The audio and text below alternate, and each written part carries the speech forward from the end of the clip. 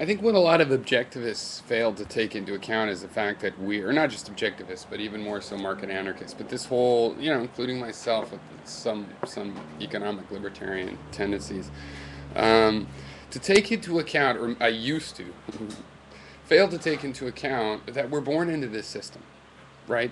And there's this functional equivalency. What if you have, instead of it being the government, some company called American Limited owns all of its property? It can charge you whatever fee it wants. You're born into the system, so you don't get to take your parents' house and say, I own it outright, I can do whatever. No, they were also, the system was precedes us, and they only had that property based on the fact that it was this sort of a lease, yeah, where you have to pay a rent, i.e., property tax. And you say, oh well, we don't have the option to not pay that. Well, yeah, if you emigrate to another country, you don't have to pay American taxes, and that's the point. This is their package deal. The issue could be broken down into several points. One, okay, you're born into the system, so the liens on that property, i.e., that you have to pay taxes on it, those pre-exist, right? Okay, and if it was a private company that owned it instead of the government, it'd be even harsher. They'd have no obligation to you.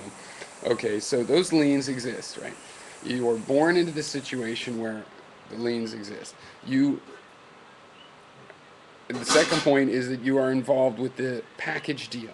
You have to take it all. You have to take the military coverage, the police, the fire, the education, the mail, the you know, helping the social services, and it's all a big package deal. Now, couldn't a private company called American Limited that owned all that property, couldn't they make you take a package deal, love it or leave it, get the hell out if you don't like it? And that's the deal you have now.